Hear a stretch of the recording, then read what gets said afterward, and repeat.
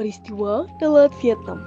Pada tanggal 6 Agustus tahun 1945, kota Hiroshima dijatuhi bom oleh sekutu. Dan pada tanggal 9 Agustus tahun 1945, giliran kota Nagasaki yang dijatuhi oleh bom. Pasukan Jepang semakin lemah. Dan pada tanggal 12 Agustus tahun 1945, Insinyur Soekarno, Muhammad Hatta, dan Rajiman Widodiningrat sebagai mantan ketua BPUPKI diterbangkan ke dalam Vietnam untuk bertemu Marechal Terauchi.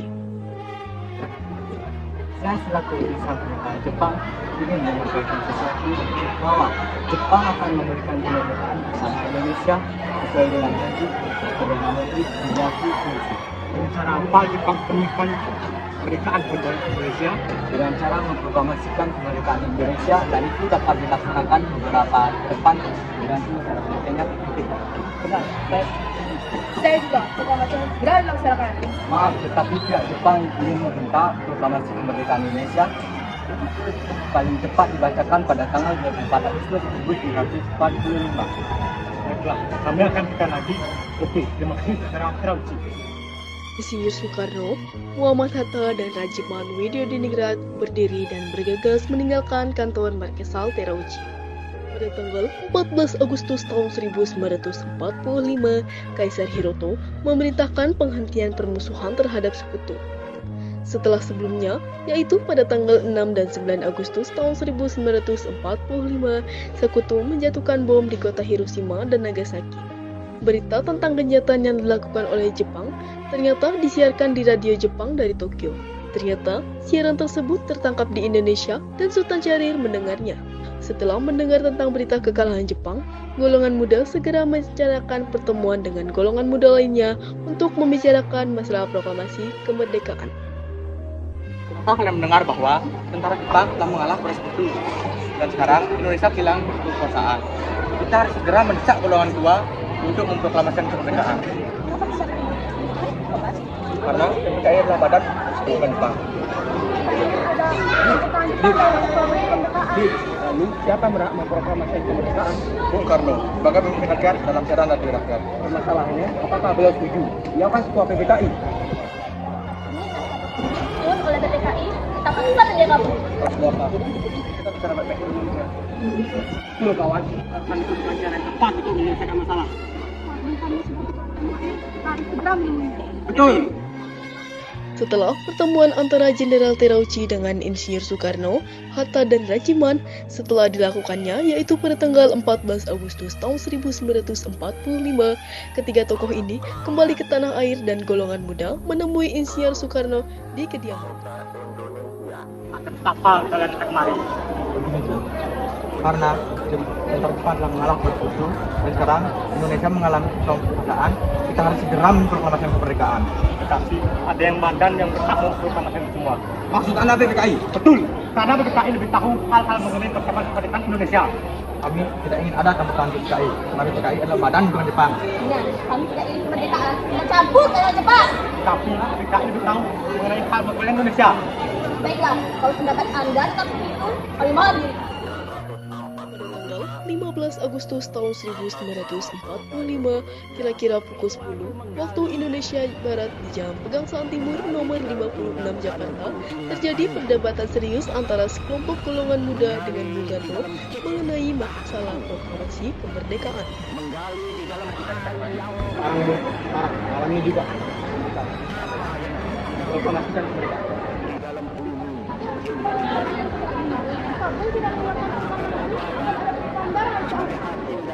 Setelah mendengar ancaman tersebut, Soekarno naik darah, berdiri dan menuju Wikana sambil berkata, Ini batang leherku, dan telah semenjak itu sekarang, dan potonglah yang telah diduga. Kalau tidak usah mencari. Jepang adalah masa silam. Kita harus menghadapi yang bertuan dengan ini. Jika saudara tidak setuju dengan apa yang saya lakukan dan kembali dan mengira dan sanggup untuk memproklamasikan kemerdekaan itu sendiri, maka meminta Bung Karno untuk memproklamasikan. Maka kita harus menunggu hingga kemerdekaan itu diberikan kepada kita sebagai hadiah, meskipun Jepang telah tak menyerah dan takut dalam perang dunia. Mengapa bukan kita sendiri yang menyatakan kemerdekaan itu sebagai suatu bangsa? Segelintir kekuatan ini tidak cukup untuk melawan kekuatan tentara Jepang. Coba, apa yang kalian bisa lakukan pada saya? Mana bukti kekuatan yang kalian dapat dapatkan itu? Coba, apa bukti keamanan rakyat untuk pada para perempuan dan para anak-anak? Dan bagaimana akan kalian jika kemerdekaan sudah diproklamasikan? Kita tidak butuh kekuatan Jepang lagi. Bagaimana kita caranya untuk melihat memerdekakan dengan cara diri kita sendiri?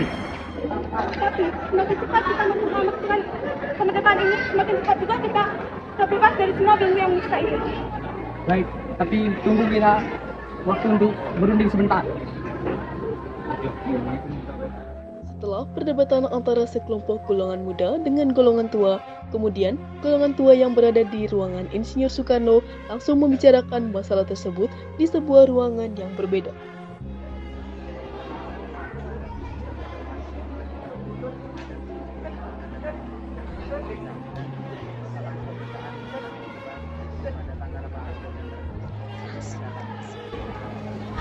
Bagaimana dengan anak golongan muda?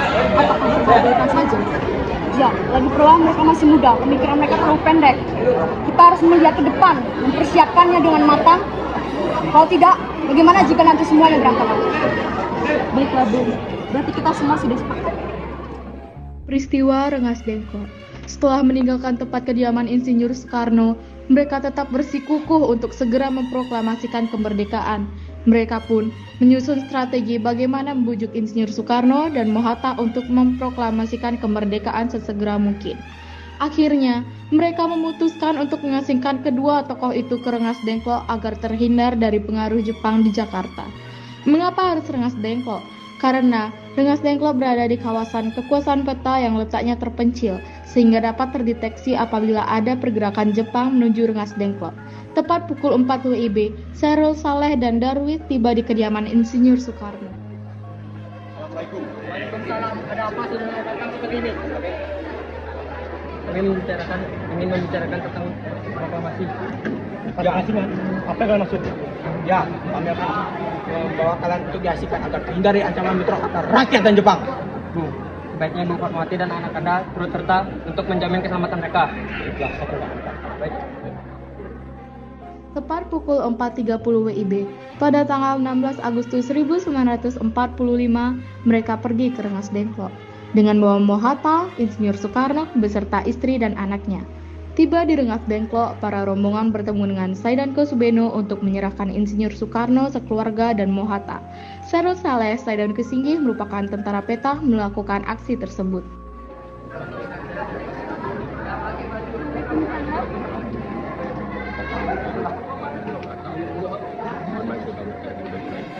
Baiklah, Bung. Saya akan menerimanya dengan baik, Bung Hatta dan Bung Karno dan keluarga. Silakan masuk. Hilangnya Insinyur Soekarno dan Mohatta secara misterius pagi itu menimbulkan kepanikan di kalangan pemimpin Jakarta. Peristiwa ini baru diketahui oleh Ahmad Subarjo pukul 8 WIB. Apakah Anda tahu keadaan Insinyur Soekarno dan Mohatta? Maaf, saya tidak tahu, Bung. Katakanlah di mana mereka sekarang. Kami akan menjanjikan kemerdekaannya seharinya. Apakah Anda yakin dengan begitu? Percaya padaku, Nak. Baiklah, kami akan menunjukkan tempat di Rengas Dengklok.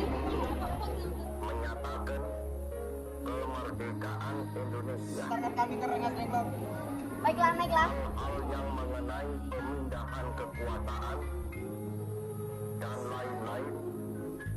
Setelah sampai di Rengas Dengklok, Ahmad Subarjo segera melakukan perundingan dengan Insinyur Soekarno, Mohatta, dan para golongan muda dan tua yang ada di sana.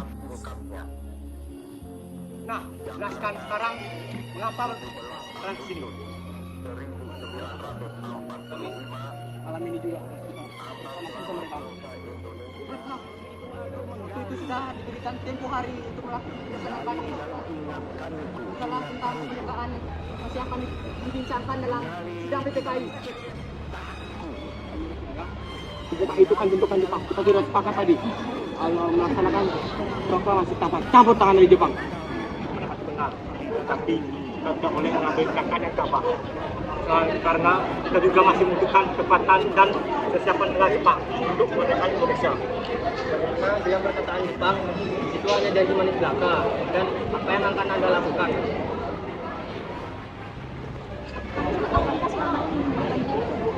Kalau harus segera merebut kekuasaan demi rakyatnya. Sudah lama yang menunggu kemerdekaan dan mereka telah dijajah oleh tanah di airnya sendiri. Mereka berhak bebas. Beginilah saatnya. Tenang saudara sekalian, kita bisa menyelesaikan masalah dengan kepala dingin, tidak perlu ketegangan. Setelah berkata seperti itu, si Darko Singgih pergi keluar ruangan bersama Insinyur Soekarno dan Mohatta. Setelah mereka pergi keluar ruangan, mereka segera melakukan perundingan.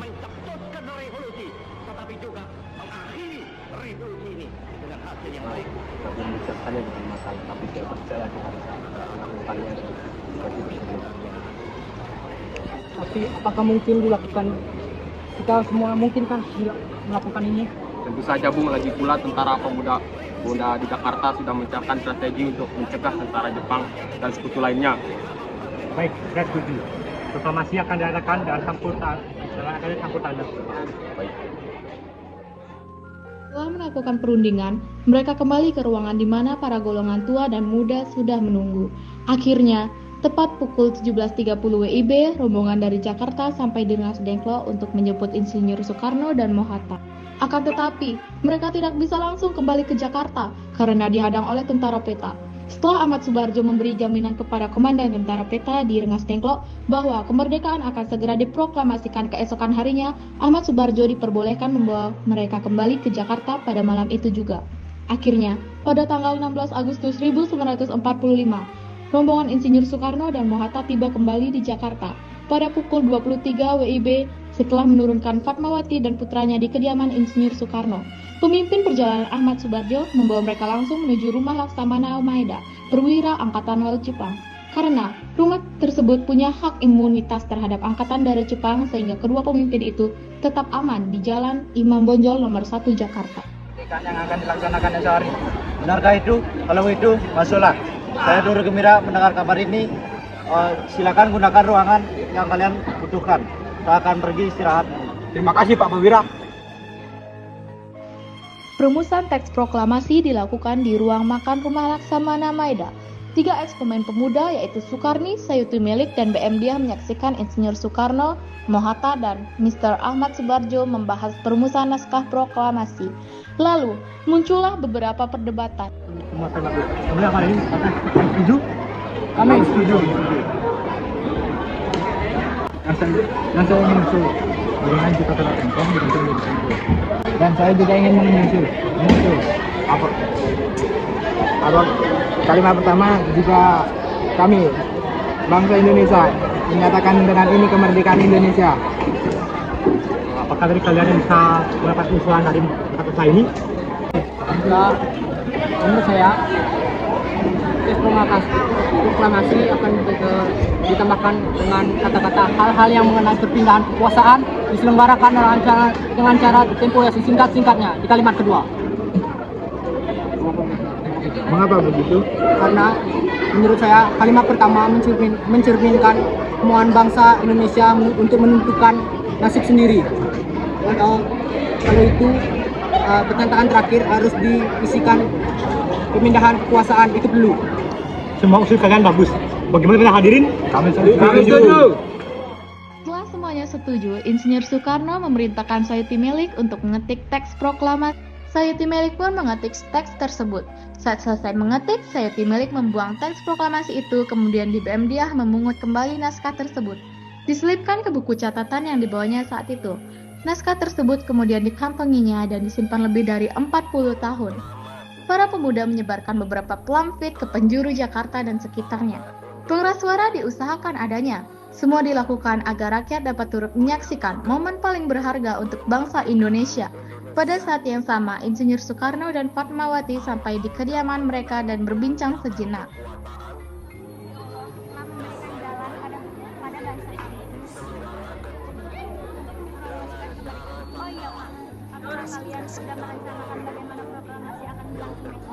Juga, kita akan menyanyikan lagu Indonesia Raya dengan karya Bu Supratman. Oh iya, sampai lupa Bu, bagaimana jika Ibu saja menjadinya?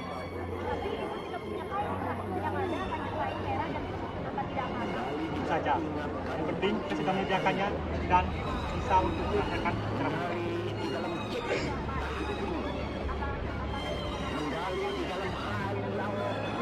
Ini yang bagus. Merah sang saka, warnanya merah putih, jadi sang saka merah putih. Agar supaya sebagai hasil dari penggalian itu yang dipakainya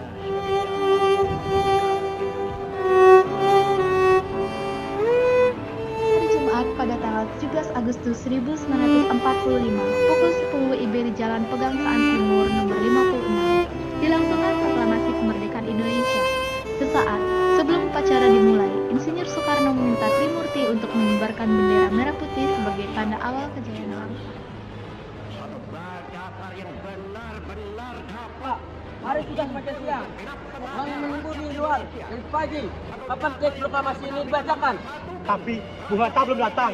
Jadi tidak akan memberikan teks proklamasi sebelum Bung Hatta datang. Tapi semua orang sudah menunggu. Sebelum Bung Hatta datang, saya tidak akan membacakan teks proklamasi. Jika Mas Muardi ingin membacakan teks proklamasi, silakan bacalah sendiri. Tapi Pak Hatta sudah datang. Hatta, akhirnya aku datang. Soekarno, maaf telah membuat saya menunggu. Tidak apa-apa. Yang penting kau kata dari awal. Mari kita bacakan proklamasi. Mari. Sesuai dengan acara yang telah ditetapkan, di bulan puasa, tepatnya hari Jumat tanggal 17 Agustus 1945, pukul 10 WIB, Insinyur Soekarno didampingi Mohatta membacakan naskah proklamasi kemerdekaan Indonesia. Trimurti, saya akan merah ini demi kebangsaan kejayaan Indonesia. Siap Bung, saya akan memerintahkan anak cucu saya untuk mengibarkan.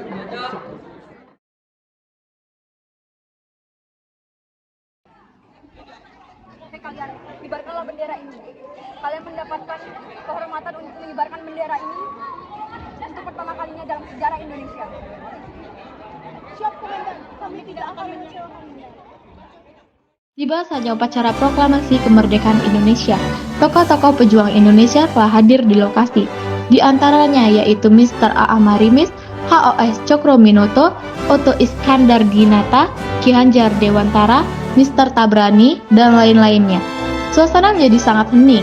Insinyur Soekarno dan Hatta dipersilahkan maju beberapa langkah dari tempatnya semula.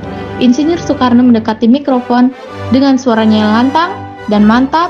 Insinyur Soekarno pun membacakan pidato pendahuluan sebelum beliau membacakan teks proklamasi.